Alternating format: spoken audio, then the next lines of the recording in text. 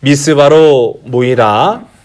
우리가 오늘 이렇게 수요 영상 예배로 드립니다. 저와 여러분의 삶의 초소가 영과 진리로 예배드릴 수 있는 하나님이 기뻐하시는 복된 예배의 초소들이 다 되시기를 주의 이름 간절히 소원합니다. 아울러서 우리 이제 다가오는 이 태풍, 이 모든 질병, 또 우리를 근심, 걱정, 염려하게 만드는 우리의 삶을 올가매는 모든 문제를 하나님께서 해결하여 주시는 우리 기쁨의 역사가 있기를 위해서 기도하시는 우리 저와 여러분 되길 간절히 소원합니다. 우리 2019년도에 육상 경기가 있었는데 400m 허들 부문에서 우리 한 선수가 아주 독특한 모습으로 1등을 한 사건이 있었습니다. 그 선수 이름이 인피니티 터커 선수인데요. 터커 선수가 결승선을 향해서 다른 박질을 할 때까지만 하더라도 1등이 되기가 참 어려운 그런 박빙의 승부를 합니다. 마침내 결승점에 들어갈 때 이 선수가 그만 점프를 하는 거죠. 마침내는 1등을 하게 됐어요.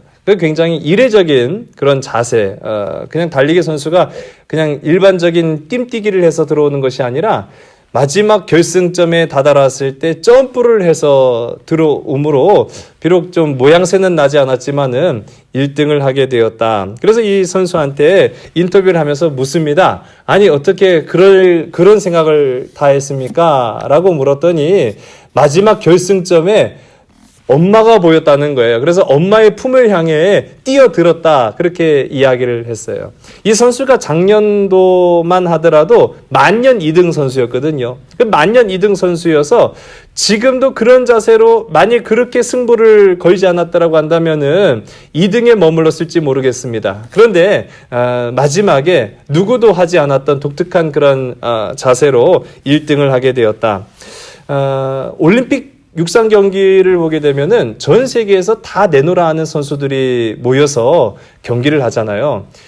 다 9초에서 10초대로 100m를 달리는 선수들의 그 경기를 보면은 우열을 가리기가 참 어렵습니다.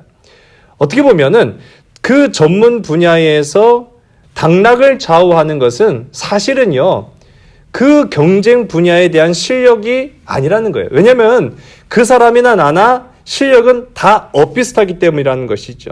그런데 어디에서 결정적인 차이가 나느냐? 인성, 끈기, 믿음, 그런 경쟁 분야와 관련이 없는 그런 다른 전혀 엉뚱한 곳에서 승패가 판가름 나더라 하는 것이죠. 위기의 순간에는 여러분 뭐가 실력일까요? 기도가 실력입니다. 다윗, 우리가 성경 속의 인물들 보면은 다윗은 특별한 인물이 사실은 아닙니다. 그도 똑같은 우리와 같은 성정을 가진 사람이었죠. 그런데 이 다윗이 하나님의 사랑을 받았고 그가 많은 우여곡절과 위기와 어려움을 겪었음에도 불구하고 끝까지 살아남았을 뿐만 아니라 하나님의 사랑을 받고 상급을 받았던 데에는 그가 가진 전쟁의 능력, 외모, 실력, 가문, 재능이 뛰어났기 때문이 아니라는 사실입니다. 그는 위기의 순간마다 간절한 기도를 하나님 앞에 드림으로 하나님을 감동시켰다라는 것이죠. 그 하나의 결정적 이유가 그를 위대한 하나님의 사람이 되게 했더라 하는 사실입니다. 많은 사람들이요, 지금 우리가 이렇게 겪고 있는 이러한 시기를 위기의 시기라고 말합니다. 그래서 극복하려고 합니다. 해결책을 찾으려고 합니다. 또 다가올 더 큰 위기를 이겨내야 된다고, 대비해야 된다라고 말합니다. 그런데 우리가 더 많은 의사를 배출한다고 해서 이 질병의 문제가 해결이 될까요? 더 많은 정치인을 뽑는다고 이 나라가 더 안정이 될까요? 결코 그렇지는 않을 것입니다. 문제에 눈을 갖다 대기보다는 좀 더 멀리, 좀 더 높이, 좀 더 깊이 봐야 그 문제가 더 정확하게 보이고 해법을 바르게 찾을 때가 있다라는 것이지요.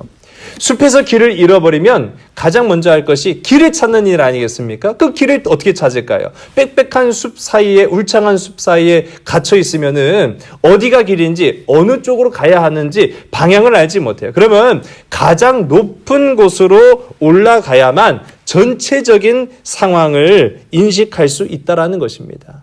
지금 우리가 처해 있는 상황도 마찬가지예요. 질병의 문제, 끊임없이 그 질병만을 묵상한다고 해서 질병이 해결될까요? 경제적인 문제, 그 경제적인 문제를 우리가 들여본다고 해서 그 경제적인 문제나 또 여러 가지 우리를 올가매는 인생의 문제들이 해결될까요? 절대 그렇지 않다라고 성경은 말하고 있습니다. 그래서 우리는 올라가야 합니다. 오늘 성경도 올라가라고 말합니다. 어디로 올라가냐라고 했을 때 기도의 산으로 올라가라라고 말하고 있습니다. 기도가 답이라는 것이죠.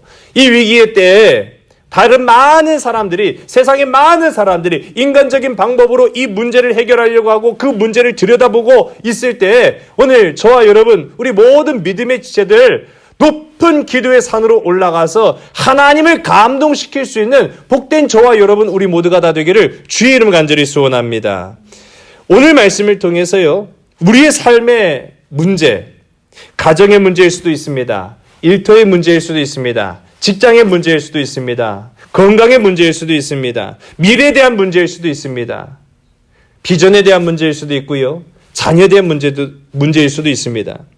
보다 높은 기도의 처소에서 영과 진리로 예배함으로 하나님을 만나고 하나님의 응답을 듣고 그 하나님의 뜻을 따라 살아갈 수 있는 우리 모든 믿음의 지체들 다 되기를 간절히 소원합니다. 오늘 말씀을 우리가 살펴볼 텐데요. 오늘 말씀에서 우리가 집중적으로 볼 것, 오늘 우리가 함께 살펴볼 지명은요, 미스바라는 곳입니다. 미츠바라고도 하고요. 이 미츠바는 망대를 의미합니다. 또 이 미츠바라는 것은요, 지켜보다, 조망해보다라는 것이죠. 집중적으로 보다라는 것입니다.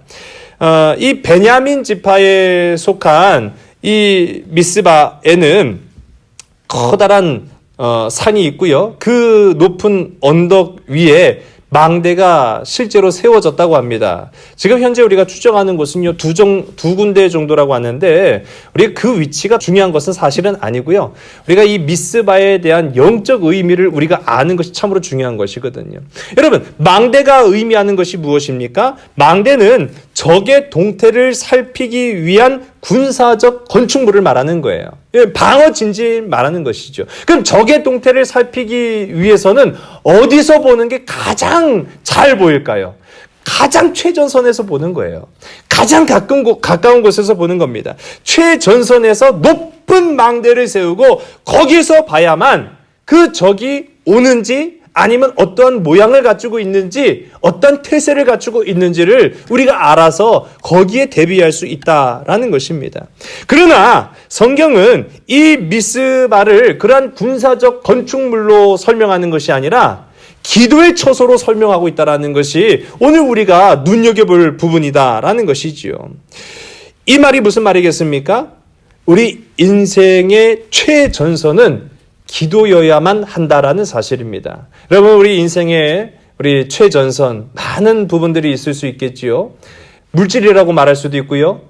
또 건강이라고 말할 수도 있습니다. 그러나 우리 그리스도인들, 이 위기의 때를 살아가고 있는 우리 그리스도인들에게는 가장 최전선이, 가장 앞에서 우리가 조망하고 또 지켜보고 또 우리가 그것으로 인해서 우리의 삶을 보호해야 될 가장 최전선에는 기도가 있어야 된다라는 것입니다.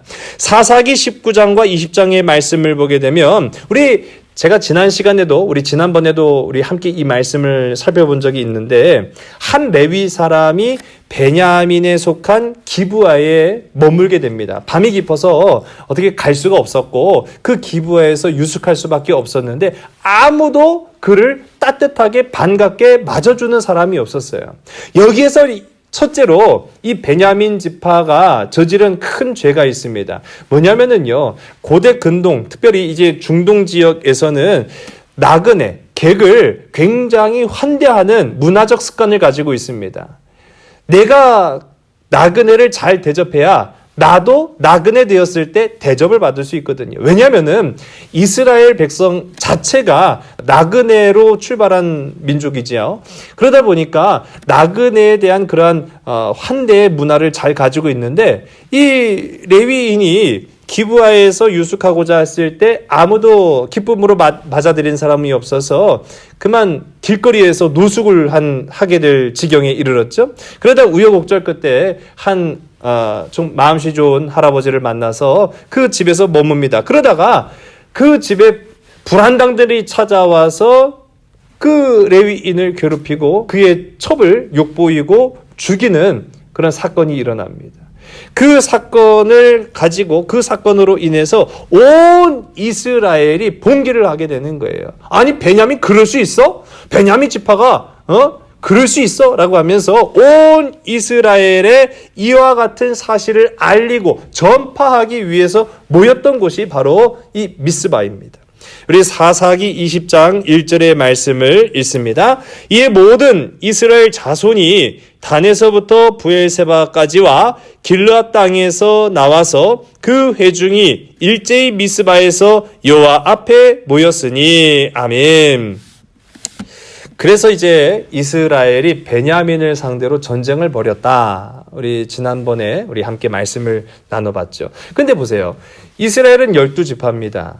레위인을 제하고도 10개의 지파 부족과 이 1개의 이 베냐민 지파가 맞붙었어요. 이 숫자적으로도 상대가 되지 않잖아요. 이스라엘은 승리에 이미 도취되어 있었습니다. 근데 결과는요, 참담했습니다. 2번 다 이 베냐민 지파에게 지고 말았어요. 그 지고 마니까 당황스러운 거예요. 이건 뭐 게임이 안 되는 그런 전쟁이었거든요. 전쟁에만 몰두해도 충분히 이길 수 있는 그런 상황이었는데 2번 다 베냐민에게 지고 맙니다. 그래서 무엇이 문제지? 무엇이 어디에서부터 잘못된 것이지? 어디서 답을 찾아야 되지? 그리고 마침내 첫 번째는 그렇게 졌어요. 2번째도 아주 그냥 분기탱천해서 용기 백배 해가지고 전쟁터에 임했는데 2번째 싸움에서도 졌거든요. 그러니까 그들이 막 흔들리기 시작합니다. 승리의 확신마저 흔들릴 때 그들이 한 가지, 무엇이 잘못됐느냐라고 했을 때 이 전쟁을 하나님 앞에 묻지 않았다라는 거예요. 하나님과 함께 가지 않았다라는 것이지요. 그래서 그들은 하나님 앞에 나아갑니다. 그리고 하나님 앞에 나아가서 다시 첫 단추부터 믿음으로, 기도로 꿰기 시작했다라는 것이죠. 우리 사사기 20장 27절과 28절의 말씀을 읽습니다.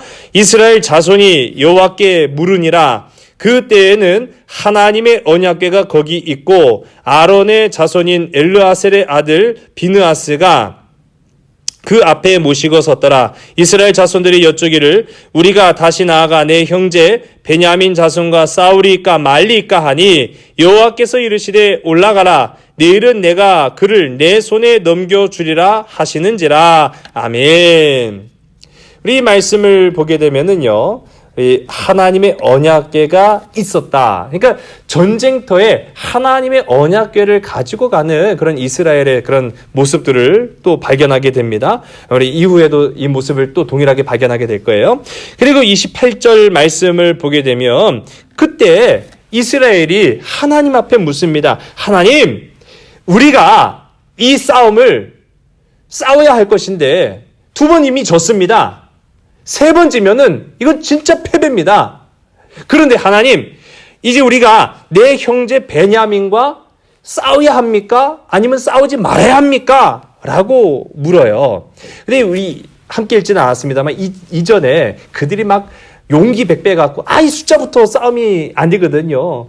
거대한 온 이스라엘과 그저 부족 국가 하나의 부족인 이 베냐민이 충돌해서 싸우는데 어떻게 베냐민이 상대가 되겠어요? 그렇게 우습게 보고 달려들었다가 2번이나 지고 말았거든요. 그런데 이전의 말씀을 보게 되면 베냐민이라고 그냥 얘기했지 내 형제 베냐민이라고 말한 적 없었어요. 그런데 이 사사기 20장 28절의 말씀 보면 하나님 내 형제 베냐민과 라고 말하고 있어요. 그제서야 이 이스라엘 백성들이 깨닫기 시작하는 거예요. 우리가 싸워야 될 대상이 이방 족속이 아니에요. 우상을 따르는 그런 우리와 전혀 상관과 관계없는 그런 사람들과 싸우는 것이 아니라 내 형제 베냐민과 싸우는 거거든요. 그런데 이게 자꾸만 지니까 하나님의 뜻이 아닌 수도 있겠다라는 그런 생각이 들기 시작하는 거예요. 그러면서 그제서야 비로소 내 형제라고 고백합니다. 내 형제 베냐민과 싸워야 되겠습니까?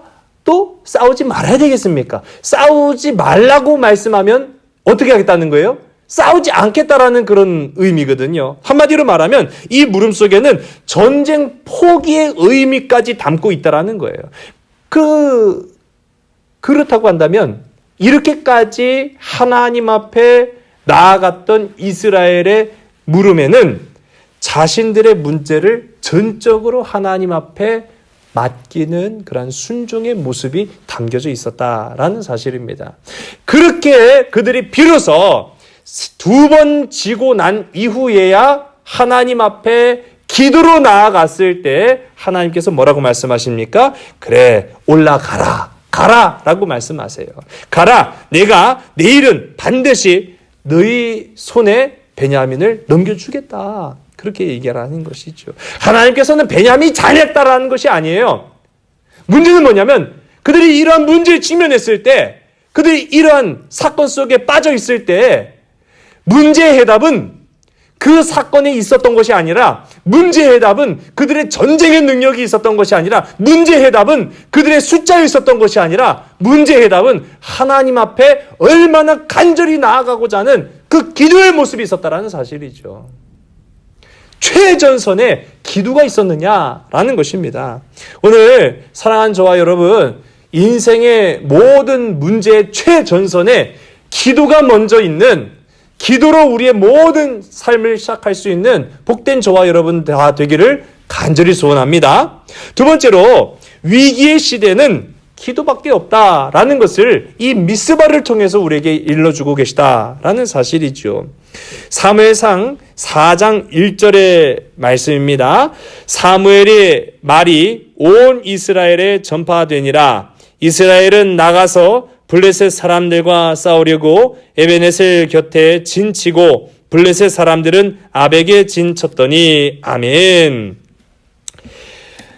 이스라엘이 블레셋과 늘 이 불가분의 관계, 정말 뗄래야 뗄 수도 없지만 그렇다고 해서 붙었다 하면 늘 싸우는 이런 불편한 관계 속에서 또 전쟁을 벌입니다. 그런데 이 전쟁에서 이스라엘이 대패해요. 크게 졌어요.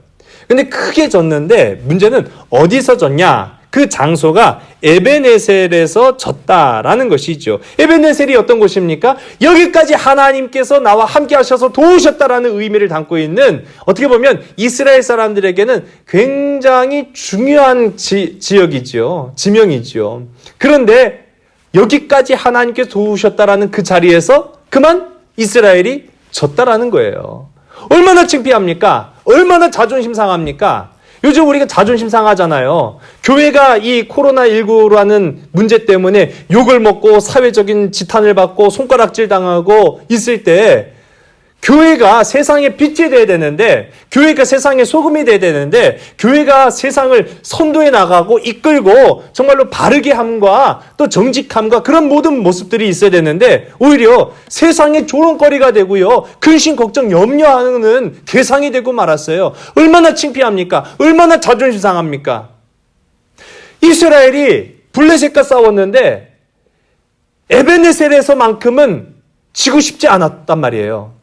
근데 그 에베네셀에서 큰 실패를 맞이하게 됩니다.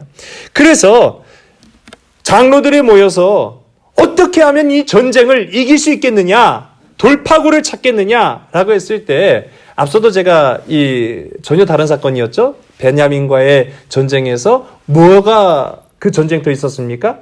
언약궤가 있었죠. 언약궤를 가져와야 되겠다. 우리가 한 가지 실수한 것이 있었는데 전쟁터에 언약궤를 안 갖고 왔네? 그럼 실로에서 우리 언약궤를 가져와서 이 전쟁을 승리로 이끌자. 맞다.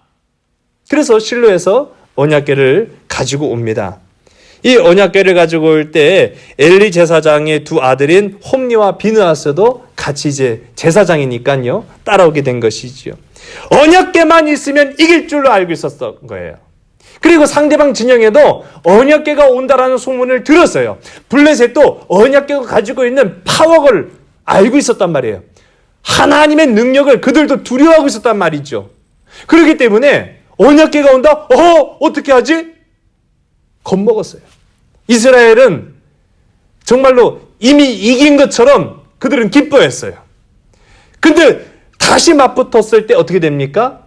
오히려 우리가 언약궤를 가져왔으니까 진리가 있겠니? 라고 했던 이스라엘과 반대로 블레셋은 큰일 났다. 그런데 우리가 큰일 났다라는 것을 알았기 때문에 더 열심히 용맹하게 사내 대장부처럼 나가서 싸우자라고 했어요.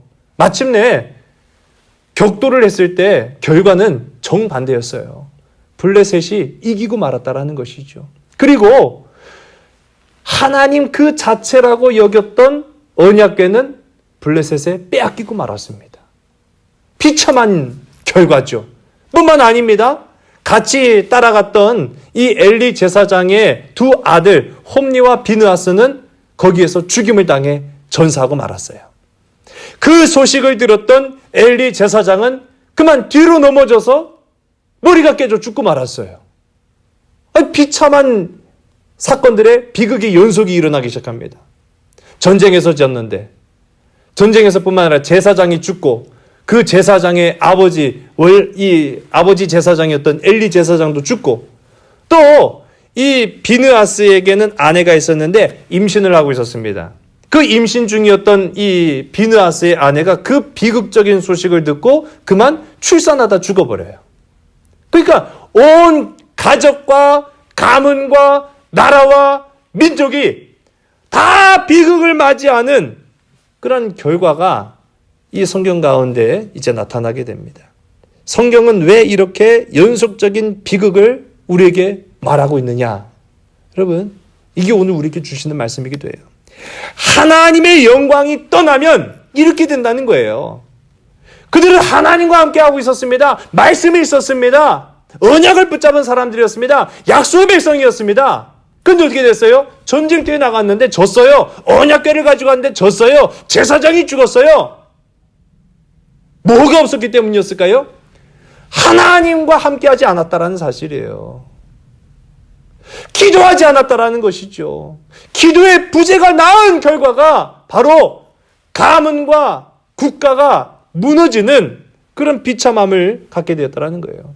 여러분, 국가와 가정, 사회와 교회가 무너지는 것은 다른 것이 아닙니다. 하나님의 영광이 떠나가면은요, 교회도 가정도 국가도 민족도 다 안개와 같이 사라질 수 있다는 사실입니다.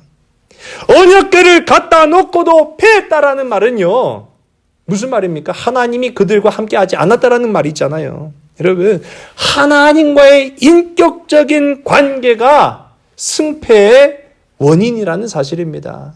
오늘 하나님과의 인격적인 관계를 온전히 맺는, 그래서 기도의 처소로 올라갈 수 있는 복된 저와 여러분 다 되기를 주의 이름 간절히 소원합니다. 이제 이런 인격적인 관계가 다 무너져 있는, 어떻게 보면은 멘붕, 패닉의 상태에 우리 이스라엘 백성들에게 사무엘이 나타납니다. 그리고 사무엘이 나타나면서 선포하는 거예요.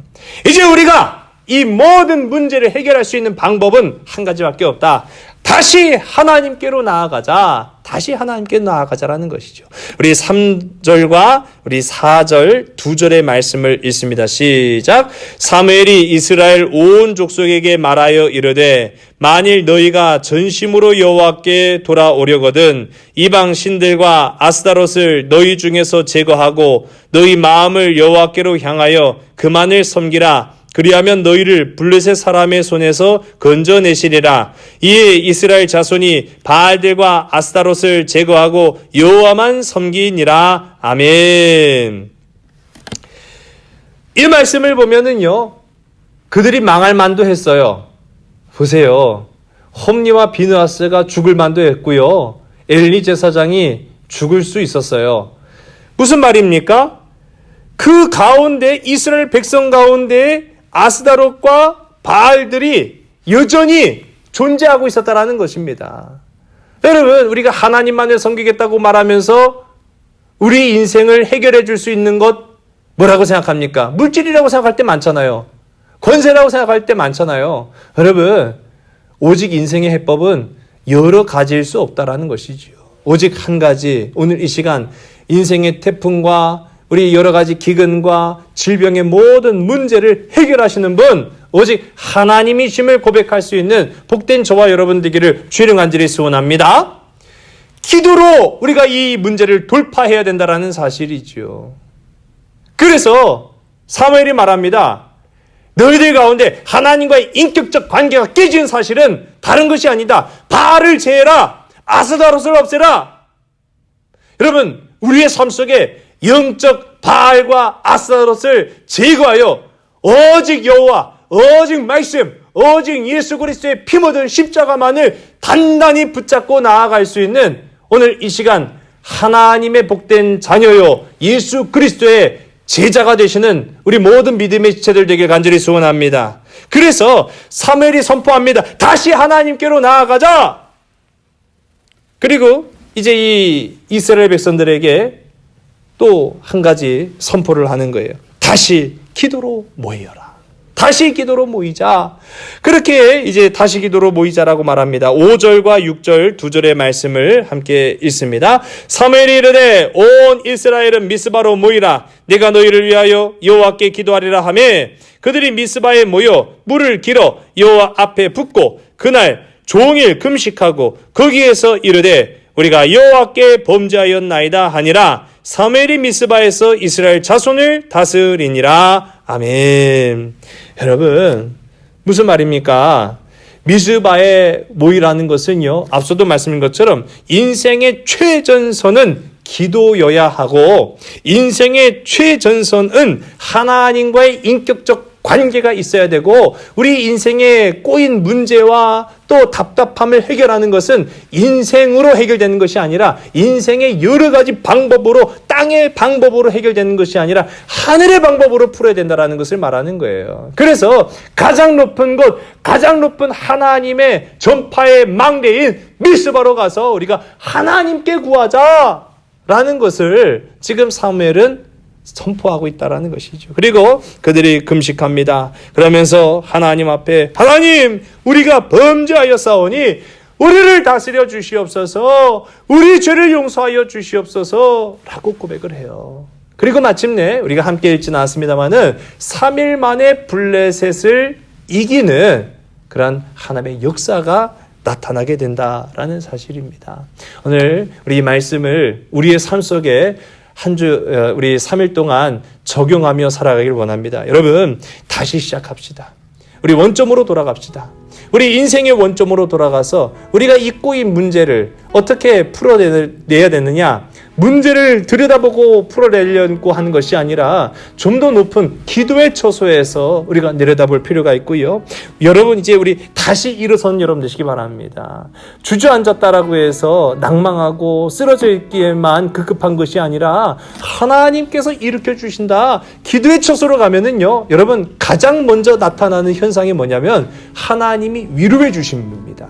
여러분, 기도할 때마다 하나님이 위로하심이 여러분의 가정과 여러분의 심령 가운데 임하기를 간절히 소원합니다. 그리고 우리 다시 기도합시다.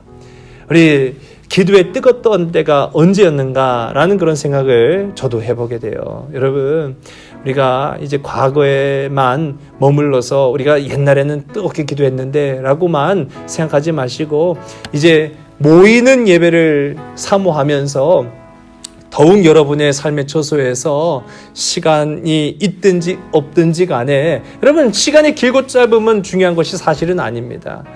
여러분의 처소에서 간절함을 가지고 하나님 앞에 가정과 자녀와 미래와 비전과 나라와 국가와 이 질병의 모든 문제 해결까지도 의탁하여 맡길 수 있는, 그래서 기도의 미스바에 모이고 그 기도의 미스바에서 해답을 찾는 저와 여러분 우리 모두가 다 되기를 주님의 이름으로 간절히 소원합니다. 기도하시겠습니다.